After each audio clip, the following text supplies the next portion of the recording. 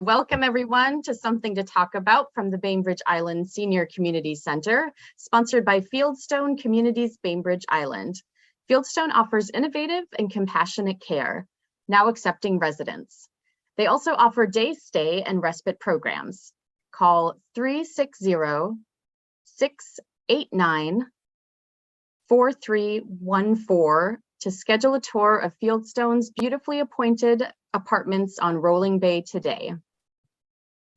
I'd also like to take a moment to acknowledge that the Senior Community Center is on the ancestral homeland of the Coast Salish people, specifically the Suquamish tribe, the people of the clear salt water. We honor them and are grateful for their hospitality. Well, welcome again, everyone, to Something to Talk About. Today, I'm very happy to have with us Marsha Cutting, who is with the Kitsap County Accessible Communities Advisory Committee, also known as ACAC, or ACAC, as we were just saying. Marsha, you're going to be talking to us today, giving us some updates about some of the things, some of the current projects that you all have going on. So we're really excited to hear those updates and just to learn more about what the ACAC does. So welcome, Marsha. Thank you for being here. You're welcome. Thank you for inviting me. I maybe should explain a little bit of background first, which is that this committee exists because there is a Washington state law that says if you park in a handicap spot that you are not legally entitled to use and you get a ticket and you pay the fine, $100 of that fine goes into a fund that is administered by the state, and that the money is to be used for projects for people with disabilities. And in order to get that money, in order to be able to apply, a county has to have something called an Accessible Communities Advisory Committee. So we're sort of stuck with the name. But there are, I think at this point, 14 counties in Washington state that have ACACs. And so those 14 counties can apply for funds from this fund. And so far we have gotten, I think we've gotten 3 grants. No, that's not right. We've gotten 4. We're still working on setting the 4th one up. The 4th one is not operational yet. But the other 3 are. So I should maybe start by talking about them. The first grant that we submitted, and it took nearly, I think it took us almost 5 years to finally get this through the whole process and get it and, have it be operational. And that is for portable ramps. And I'm going to share screen, I hope, for just a second. And whoops. Now I can't hit the share button. Oh, can you see this? I hope you can. Yes. Okay, great. So this is a portable ramp. It folds both horizontally and vertically. I guess those would be the best words. It folds up like this, and then it folds like this. So it comes down into a pretty small package. And we got money to buy 2 of these. One is 5 feet long, the other is 7 feet long. And because we're simply an advisory committee, we're not a department of the county or anything like that. We don't have a way to take charge of loaning them out. We don't have staff that could do that. And so we asked the ARC of Kitsap County if they could take charge of that. And so they actually loaned them out for the first time this weekend. And strangely enough, I happened to be the first person to borrow a ramp. It just happened that I was going to an event in a building that was not accessible. And so I was able to borrow the ramp, take it with me, set it up there, use it. And then people put it back in the car for me. And it's actually waiting in my car because we had to connect our schedules for me to get it back to the ARC. So I'm taking it back on Friday.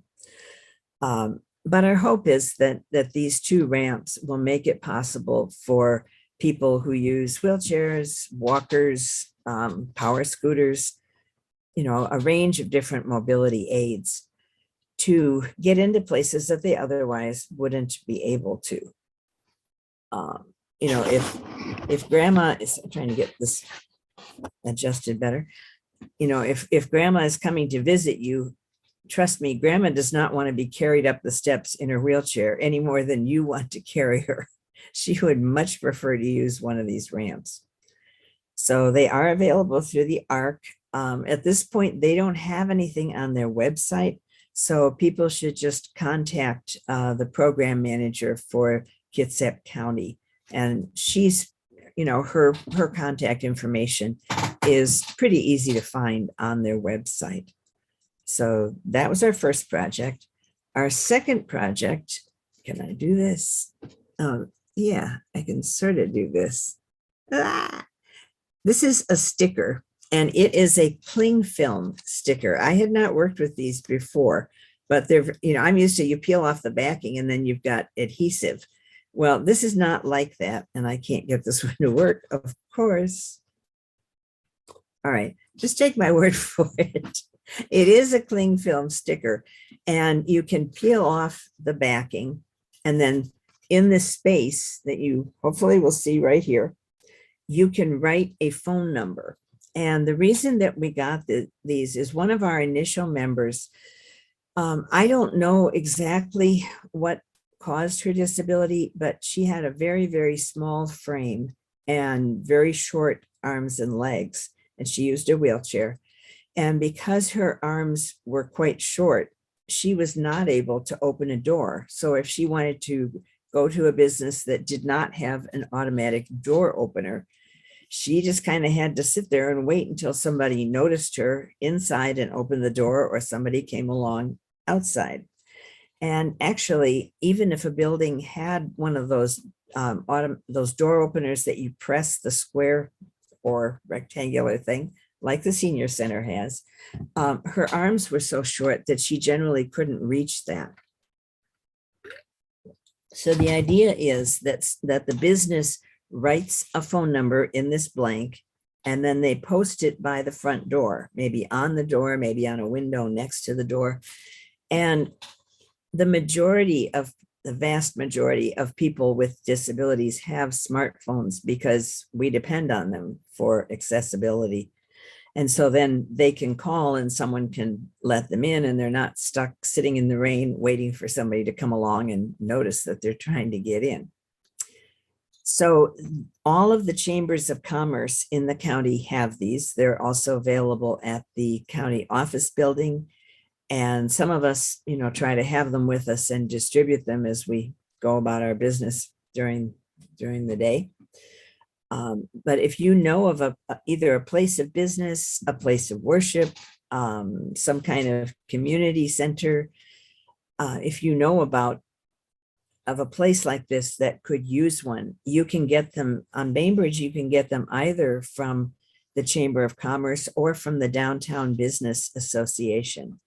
And I discovered recently that I think they moved. I think they used to be someplace else, but the DBA is now over in that little sort of strip mall where Mora is. The creperie is gone, and we have the DBA instead. So that's our second project. And when I see there's something in chat, should I think about that? I just dropped the email for, or the URL for the ARC. Thank you. I appreciate that. Okay, and then I will show you our third project, which is something called a Hippocampe chair. And this is an all-terrain hiking chair. The downside is that it has to be pushed by someone else. I don't know how you would propel this thing by yourself. I don't think that's an option. When we decide what projects we're going to do, we always have to make a choice. Are we going to choose the one that will be helpful to the most people, or are we going to choose the one that will serve the people who are most impacted?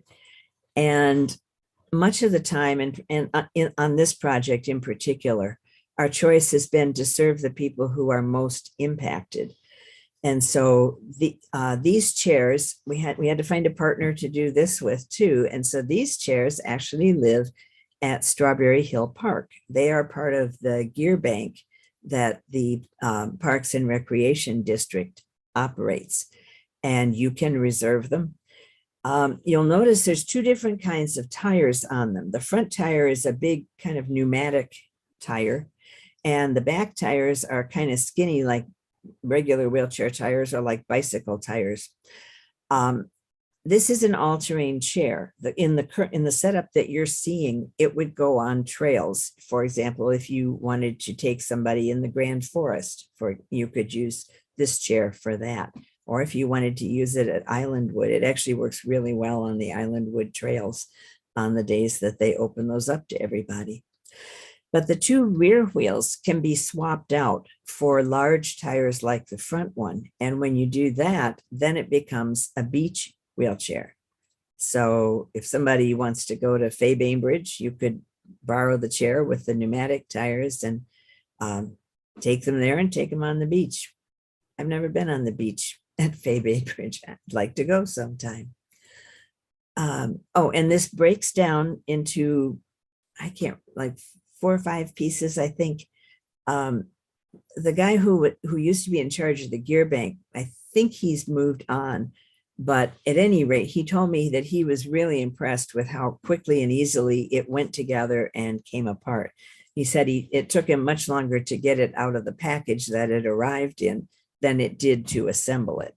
So we were pretty happy about that. And it comes with it comes in a carrying case. We had a lot of debate and actually a lot of back and forth with the governor's committee, which is, who gave us the funds. Fort Worden up in Port Townsend has a beach wheelchair at Fort Worden. And it's just basically kind of a square PVC chair on these on 4 pneumatic tires. And the governor's committee wanted us to get one of those because it would have been much cheaper. And yes, it would have. But the problem is on Bainbridge Island, we don't just have one beach. We have Fay Bainbridge, we have Pritchard Park, we have a little bit of beach at Fort Ward, and I'm sure, and of course we have all the road ends too. And so we wanted something that would be pretty easy to take to different locations. And also because it can be used on trails, it's got to be able to go there. So we successfully argued for and got this more expensive chair. The other reason that we wanted this chair is that I've been part of the emergency preparedness stuff that's going on. And our thinking is that if when, I guess I'm supposed to say when the big one comes rather than if, this chair could be used to transport anybody that has, either somebody who has a disability or somebody who's been injured in the earthquake. Because if the roads are all broken up, we may not be able to use the vehicles we're accustomed to, but this vehicle can go on a broken up kind of surface. So that's the third project that we have completed. And the fourth project that we are still working on, we have the money, but we're still trying to work out the details for it. And that is for a couple of accessible tricycles. There are 2 models of these. There's a what's called a duet bike. I should have gotten a picture of this. It has like a wheelchair on the front, and then there's a bicycle behind the wheelchair. And so somebody sits in the wheelchair and then somebody pedals the bicycle. And that way, somebody who is not able to get out into the outer doors on their own can go with somebody else. The other type that we're looking at is a side-by-side trike.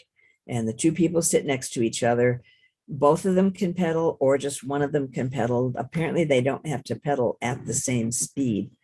So originally we had planned to have those at Clear Creek Park, but for a variety of reasons, it looks like it may be better to have them up in Poulsbo. We're looking at having one in Fish Creek Park, which has a pretty extensive trail system. And then we're also looking at having the other one at the city hall, in the garage underneath city hall, so that people could go for a ride along the waterfront. I found a So- picture of the duet if you want me to show it. Oh, yeah. Yeah, that would be great. Yeah, there it is. And the cool thing is that with this bike, you can detach the wheelchair. And like, for example, if you go to a store, you could just detach the wheelchair, and then the person can go into the store and do whatever they want to do. And then they come back out and you reattach them and go on your way. So that's a pretty nice feature. And I feel like I've been talking an awful long time. Are there any questions? This is great, Marsha. Really exciting to learn about the different projects that you've all been working on. Any questions for Marsha? Well, I learned that if I wanted to get access to the ramps, I would call the ARC for Kitsap County, and I would somehow contact the parks if I was interested in the trail wheelchair. Yes, if you go to the Parks and Rec website, they have a thing you can click on for the gear bank. And if you click there, then you should find them.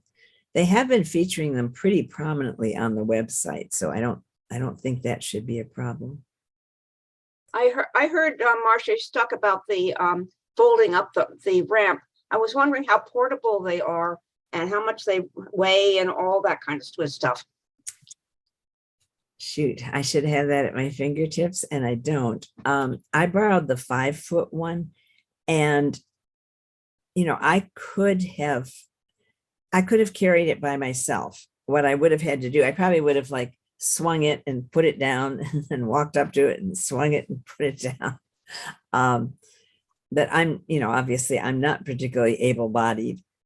It isn't a problem for most people who are able-bodied. Okay. Yeah. And And do Marsha, you have is it- oh, go ahead. Sorry, Rita, I was just gonna ask a lot with the ramps as well. Is it pretty simple to actually set them up, aside from it being physical? Like, does it kind of make sense how it goes so people can safely get it in place and everything? Yeah, they're supposed to do a demonstration with you. They didn't do that with me because I'm pretty familiar. I had one of my own at one point, and then I didn't have a place to store it, so I gave it away. But they're supposed to show you how to use them, and they really are pretty simple. They have handrails that you can use if you want to. They won't insist that you use them. The handrails, I think, would be helpful if you have, for example, somebody who's using a cane and has trouble doing steps. For people in wheelchairs, the handrails are really not all that helpful, and they are huge.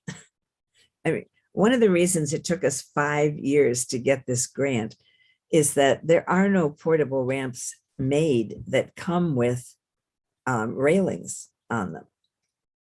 And so, but the governor's committee insisted that since it was ADA standards, we had to have railings. So we found a paraplegic welder who created these railings for us, but they are just, yeah, they're just huge. And I don't know how, I mean, you'd have to have a truck in order to take the railings with you. I think I have a full-size van, and there was no way they were fitting in my van. So at any rate, so did Rita have a question?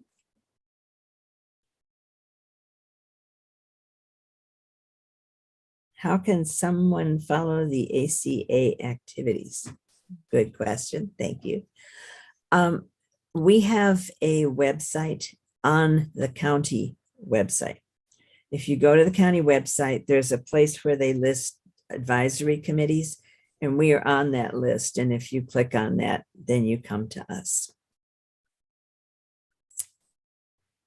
And I'm trying to think, we do other things besides getting grants. We do advocacy. If somebody has a particular issue, sometimes we can just tell them where they can get help with it. And sometimes, we need to speak up. So we've done some of that.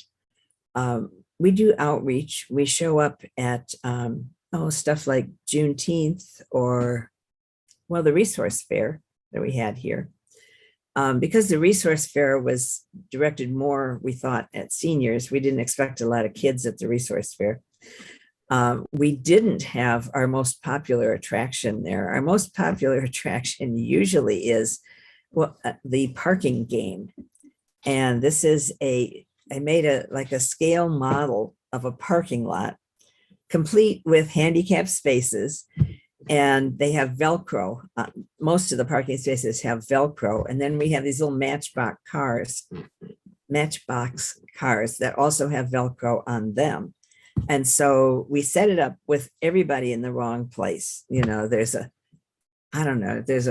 delivery van in a handicap spot. And then there's a taxi in another spot. And then there's a car that does have a disabled placard, but it's not a van, and it's parking in the van accessible spot. So then kids come along and they're very much attracted, of course, to the matchbox cars. And so we talk with them about the fact that the thing is all messed up, and can they figure out how to set it right? And it's really been way more successful than I ever would have guessed, because the parents get involved with the kids and they talk about, what's wrong with the thing. And sometimes we do some education, particularly about the van accessible spot. People are not always really aware of the importance of that. And so it really has proved, I think, to be a pretty significant educational tool. So that's great. I bet I could see why that would be a popular activity for both children and adults alike. Exactly. Yes, go ahead, Sheila. Well, I was just going to follow up on that, because here I have a disabled sticker or placard in my car, and and it doesn't say anything about van accessible. I mean, I have a smooth Subaru, whatever. And does that mean that I should not be parking in a van accessible area? Or can I still park in anyone that has the disabled sticker? Yes, under the law, as it currently stands, you can park in any accessible spot.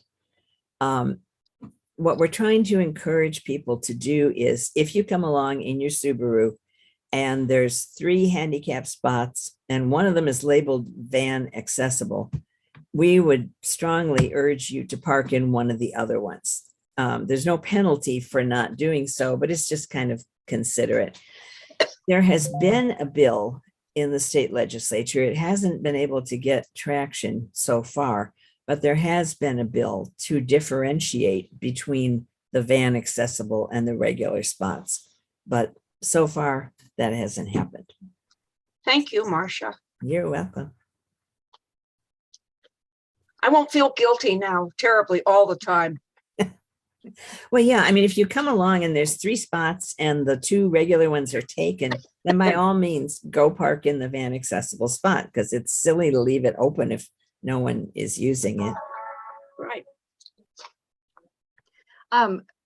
Marsha, for folks who aren't familiar, if somebody thinks that they may need to get an accessible placard, where do people go to get those? What sort of approval do you need? Where would people go? Oh boy. Typically people start with their primary care provider, because they have the forms that you have to fill out. I am not sure if physical therapists also can initiate the process. I mean, they might be able to. I just don't know for sure that they can. But you get that form and then you send it in. Hi, Rita. Thank you. Or you can take it to the up in Polsbo, 2 doors down or 3 doors down from the DOL or DOT, right? DOT, where you get your license. It's in that same complex, and you just walk in. That's what I did. I just walked in with my letter and she filled it out. I thought it would be something like I have to wait for, a week or 2 to get in the mail. Got it right then and there. And it's all ready for me for another, 5-6 years or something like that. So that's the easiest way from what I was told anyway. It was easy for me anyway. Right. That makes sense. Yeah, great. Thank you, Sheila, for including that. Any other questions for Marsha? Marsha, I have a question. So it sounds like you, the ACAC has completed 4 really great projects, and it's really exciting to learn about what all you've been able to do. Anything on the horizon? Anything else that's coming up? I know you mentioned the other bicycle potential projects, but anything else that you're all thinking about? No, we're kind of trying to get the bikes sorted out before we go on to something else. But you did remind me that we do a couple other things, one of which has just gone out of my head again. But one of the things, we do an annual wheelchair ride at the Clear Creek Trail. I don't know if people are familiar with that trail because it's not on the island, it's over in Silverdale. But it's about, I think it's total about 8 miles long. And it's in 2 separate sections. And the northern section is this big meadow. And there's about a mile or maybe more of paved trail. And then if you want to go down into the meadow, there's a dirt trail that goes to some boardwalks. And a lot of it is probably about half of it is on boardwalks. And it makes a big circle around the meadow. And then if there's a place, you head out by the dog park in Silverdale. And then it's at the opposite end of that parking. It's actually closer to the skate park. But you head out on this main trail, and then you get to a place where they divide. And if you go north, then you go to the meadow part. And if you go south, you have to go across what I think is Silverdale Way there. And when you do that, you come to a section of the trail that is completely different. You alternate between going through these green leafy tunnels that are just gorgeous. You go through that for a while, and then all of a sudden you pop out and you're behind a strip mall, and then you go back into the green leafy tunnel. It's really curious, but I love that trail. And we do an annual, what we call Ride the Clear Creek Trail. And we have guides that will guide people so they don't get lost. No, excuse me. Sorry. Yeah, we have guides. We also, the West Sound Cycling Club supports this activity. And so they come with tandem bikes, and they offer people the chance to ride on a tandem bike. This year we had a man who was blind. I actually think he must have been low vision rather than completely blind, because he came there with his walker and he was going to get his steps in for the day. And they talked him into going for a ride on one of the tandems. And it's the tandem that has a recumbent part in front. And he loved it. He loved it so much that he wanted to go again. So they took him around again. But that happens every year toward the end of July. We do that. Yeah. And there was one other advocacy thing that I was, oh, yes. I remember. Hearing loops. That's one of the other areas where we have done advocacy. The library meeting room has one and has had one for a while, but it wasn't operating properly.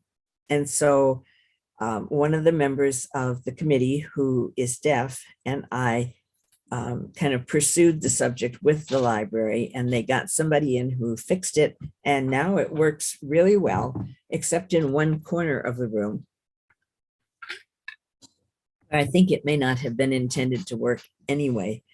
But anyhow, it does work well. And so, at this point, I'd like to make a plea for people to use the mic. I've probably been in meetings where somebody hands somebody a mic and oh, I don't need that. I've got a big voice. It's like, you may not need it, but I need it. I have hearing aids that have Bluetooth. And when you speak into the mic, it comes directly into my ear. And then rather than hearing, I can generally hear what you're actually saying, which is much more interesting. So That is great information, Marsha. So again, anyone listening, for the future, when you're handed a mic, please use it. It's not just for you, and even if you can project, that's great. But it sounds like there's also another really important reason why you're being handed that mic. So great information. Thank you. We could always contact you through the senior center if we had more specific questions, or if stuff comes up in the, later. People also can find me through the Kitsap County page through the Accessible Communities Advisory Committee website. Yeah. Excellent. Marsha, I had another question for you. So for the different items that you talked about today, is delivery available, or do people need to go to pick up the items like the ramp? Yeah, unfortunately, people do need to go and pick them up.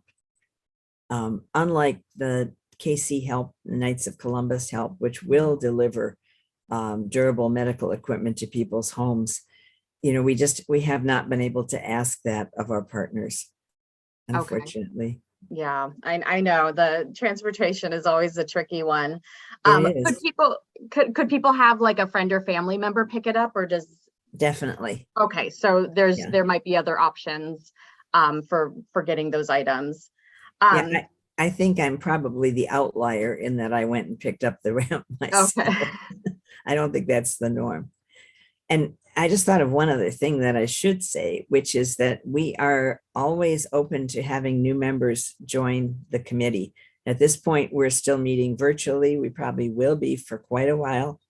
And we are open to people with any kind of a disability, people who are neurodiverse, people who have challenges with mental health, people who are deaf or hard of hearing, people who are blind, low vision. The terminology always keeps changing. I always have to stop and say, what am I supposed to say now? Because I want to get it right. So. Yeah, absolutely. I mean, great thing for us all to be aware of and continue to learn and make sure that we're getting it right. Marsha, I don't know if you can answer this question. Do they make any recommendations for how far in advance people should call to? So like, let's say I know holidays are coming up and people think, okay, cousin is coming and we would love to get a hold of one of those ramps. How far in advance should we get in touch with the ARC? Yeah, I mean, at this point, as I said, if you went to their website, you can't even tell that they have them. So I would not anticipate, a huge demand on them, unfortunately. But particularly if you know that you have something coming up around the holidays, when I would expect them to be more in demand once the word gets out, I would call as soon as possible. I mean, I don't really think you can call too early. I don't know. They may tell you differently, but. All right, good to know. Any other questions for Marsha?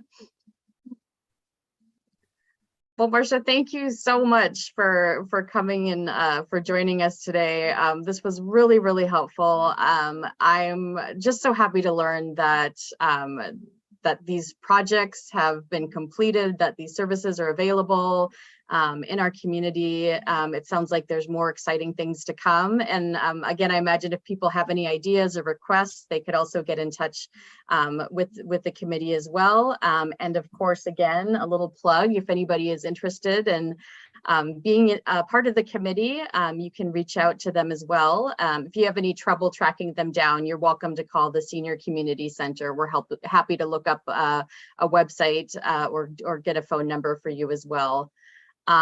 So thank you again, Marsha. I really, really appreciate it. I would love to have you back next spring to maybe give us some updates about the Ride the Trail, because it sounds like that's a really great event for folks to participate in. So we'll have to have you back to tell us more about that.